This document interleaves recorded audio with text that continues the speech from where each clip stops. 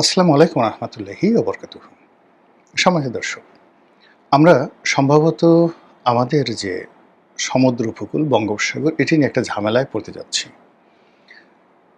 বঙ্গোপসাগরের সঙ্গে ভারত মহাসাগরে যে সংযোগ রয়েছে, সেই সংযোগ স্থলে পৃথিবীর বড় বড় যে পরাশক্তিগুলো রয়েছে সেটা যার যার অবস্থান তারা ভারত মহাসাগরে করে রেখেছে। তো এই যে ভারত মহাসাগরে British navy, royal navy, American navy বা আমেরিকান তো নেভি না, আমেরিকান মেরিন বলা হয়, আমেরিকান মেরিন। তো ওরা নেভাল ফোর্সটাকে 3D যেটাকে ব্যবহার করা হয় সেটাকে মেরিন বলা হয়, জলস্থল অন্তরিক্ষে। তো সেটা তারা করছে এবং তাদের সেখানে সেই বেশ কয়েকটি পোতাশ্রয় আছে ভারত মহাসাগরে। এদিকে চীন সেই ভারত মহাসাগরের কাছাকাছি, ভারত মহাসাগরের ভেতরে, তার বাইরে উত্তর চীন সাগর, দক্ষিণ চীন সাগর এবং মালাক্কা প্রণালী, মানে ইন্দোনেশিয়ার সাথে যে স্পাইসি রুট যেটিকে বলা হয়, স্পাইস রুট, মালাক্কা প্রণালী, এটা কিন্তু হরমুজ প্রণালীর মতে খুবই গুরুত্বপূর্ণ, ভীষণ রকম। এই মালাক্কা প্রণালীর উপরে চীন তার একছত্র আধিপত্য বিস্তার করে আছে। আর এই আধিপত্যটিকে চ্যালেঞ্জ জানিয়ে মালাক্কা প্রণালীতে ভারত তার উপস্থিতি নিশ্চিত করার জন্য সাম্প্রতিক সময়ে মিস্টার নরেন্দ্র মোদী, ভারতের প্রধানমন্ত্রী, তিনি ইন্দোনেশিয়া সফর করেছেন। তো তার সেই সফরের যে দৃশ্য, এটা দেখছিলাম এবং সেখানে ইন্দোনেশিয়ার যিনি বর্তমানে প্রেসিডেন্ট রয়েছেন, তিনি যেভাবে ভারতের প্রধানমন্ত্রীকে ইন্দোনেশিয়াতে সংবর্ধনা দিলেন, যেভাবে ভারতীয়রা সেখানে ঐক্যবদ্ধ হয়ে বিরাট একটা স্টেডিয়ামে, ইনডোর স্টেডিয়ামে নরেন্দ্র মোদী সাহেব বসে এবং ইন্দোনেশিয়ার প্রেসিডেন্টকে কথা বলতে দিলেন এবং সেখানে তিনি যে কথাগুলো বললেন, 1, 2, 3 করে আমি বলছি। ইন্দোনেশিয়ার প্রেসিডেন্ট বললেন যে, আমি এই অনুষ্ঠানে আসার আগে প্র্যাকটিক্যালি আমি আমার ডিএনএটা টেস্ট করিয়েছি এবং সেই ডিএনএ টেস্ট করিয়ে আমি দেখলাম যে আমার এই ডিএনএর মধ্যে ভারতের ডিএনএ আছে। আমার রুট পূর্বপুরুষরা ভারতে ছিল। আর তো ভারতীয়রা তালি দিয়ে তারপরে বলল যে, এটা একটা বৈজ্ঞানিক ব্যাখ্যা, কিন্তু আমি এখানে এসে আমি প্রমাণ পেলাম যে আমি আসলেই ভারতীয় এবং আমাদের মন্ত্রীরাও ভারতীয়।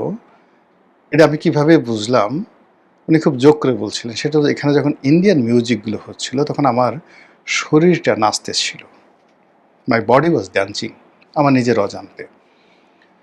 তো নিজের অজান্তে যখন বডি নাচছিল তখন আমি ধরে নিলাম যে আমার এই যে ভারতীয় ডিএনএ, সেই ডিএনএ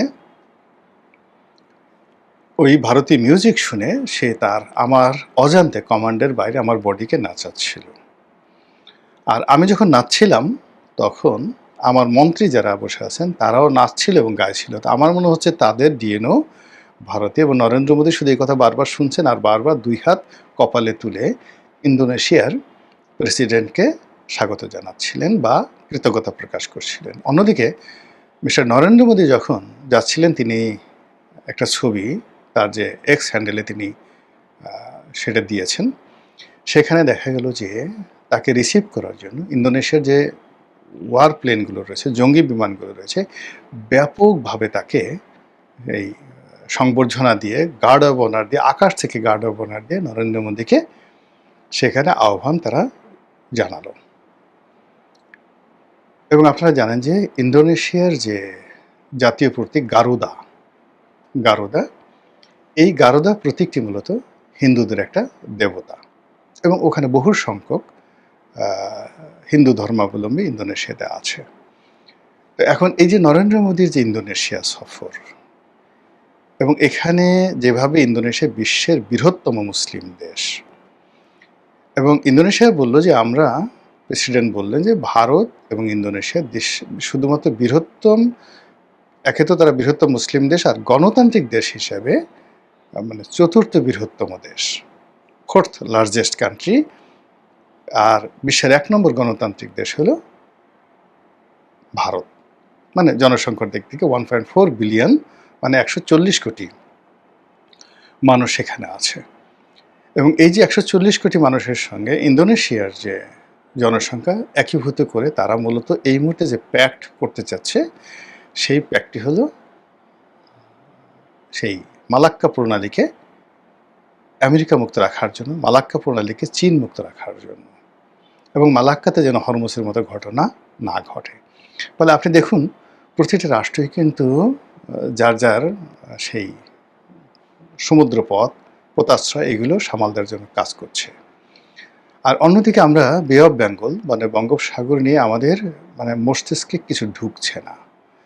এদিকে আমাদের যে সীমান্তে যে নদীগুলো আছে, যেমন ভারতের সাথে আছে ফেনী নদী, তারপর নাপ নদী আছে টেকনাফে মায়ানমারের সাথে। এখন এই যে ফেনী নদী এবং নাপ নদীর যে অংশটুকু ভারতের সাথে, আবার ওদিকে মিয়ানমারের সাথে, এর পুরোটাই কর্তৃত্ব করছে ভারত, আর অন্যদিকে কর্তৃত্ব করছে মায়ানমার।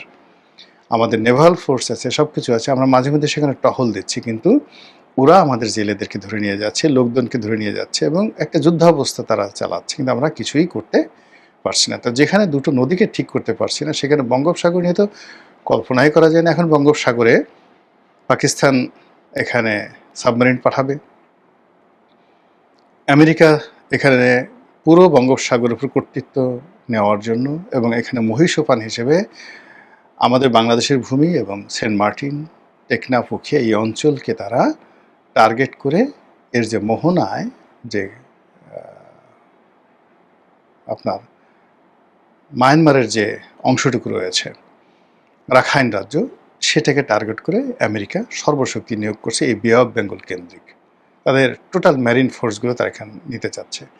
আর এটা চীন করতে দেবে না, এবং চীন সেটা করতে দেবে না। এজন্য বঙ্গোপসাগরের মোহনায় চট্টগ্রাম বন্দর বললে, যে চট্টগ্রাম বন্দরের বলে অনেকে সেখানে আমেরিকা রাজি হবে না। এই জন্য মংলা বন্দরকে কেন্দ্র করে সেখানে মংলা বন্দর উন্নয়নের জন্য চীন সেখানে প্রজেক্ট করতে চাচ্ছে।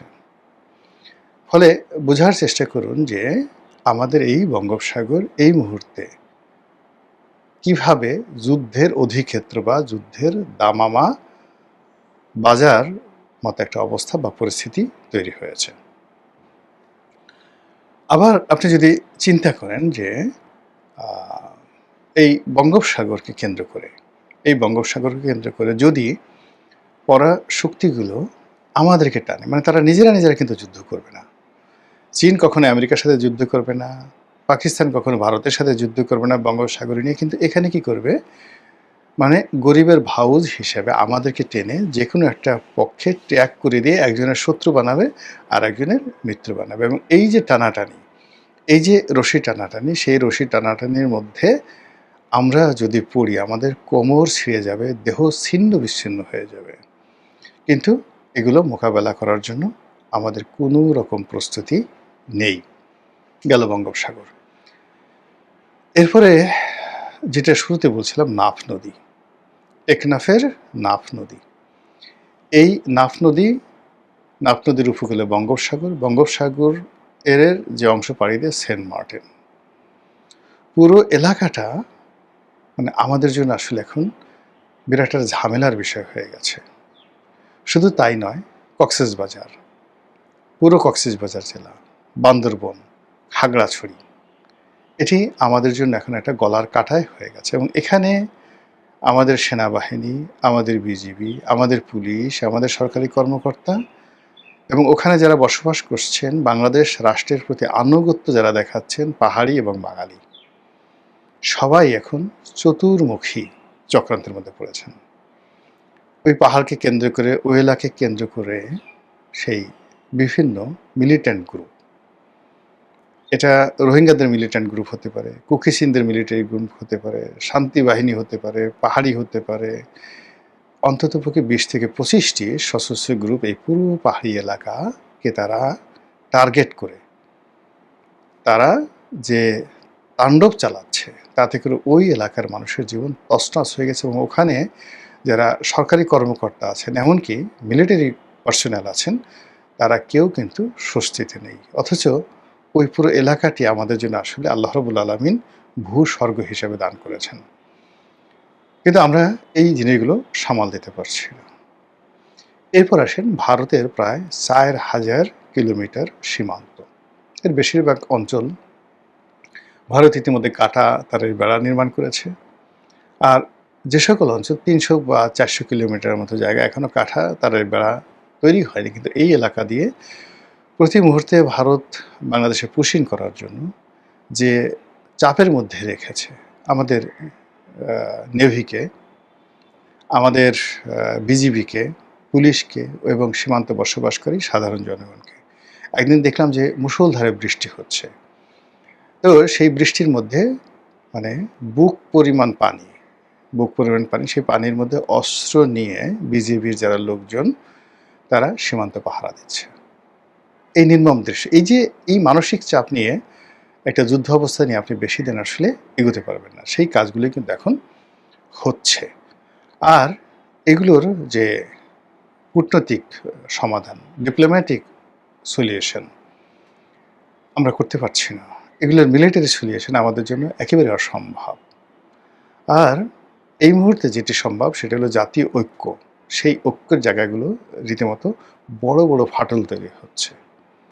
আর অন্যদিকে আমরা কি করছি, এলোমেলোভাবে মানে কিয়ামতের ময়দানে, হাসরের ময়দানে মানুষ যেভাবে দিক বিদিক ছুটাফেরা করছে, আমরা এখন অর্থের জন্য, বিদেশি বন্ধুর খোঁজে, পররাষ্ট্র নীতি ঠিক করার জন্য, এক্সিস্টিং প্রবলেমগুলো, নানা প্রবলেম এগুলো দূর করার জন্য পাগলের মতো ছুটছি। আর ছুটতে গিয়ে আমাদের যে শেষ সম্বল, শেষ বুদ্ধিটুকু, শেষ যে শারীরিক শক্তি, মানসিক শক্তি আমরা নষ্ট করে ফেলছি। আর এ সমস্ত কারণে পুরো দেশ এবং জাতি একটা নিদারুণ অনিশ্চয়তা, নিদারুণ অস্থিরতা এবং একটা কষ্ট এবং দুর্ভোগ দুর্দশার মধ্যে আমরা ধেয়ে চলছি, এগিয়ে চলছি অনিশ্চিত যাত্রাপথে। মহান আল্লাহ আমাদের সবাইকে হেদায়েত দান করুন এবং হেফাজত করুন। আসসালামু আলাইকুম ওয়া রাহমাতুল্লাহি ওয়া বারাকাতুহু।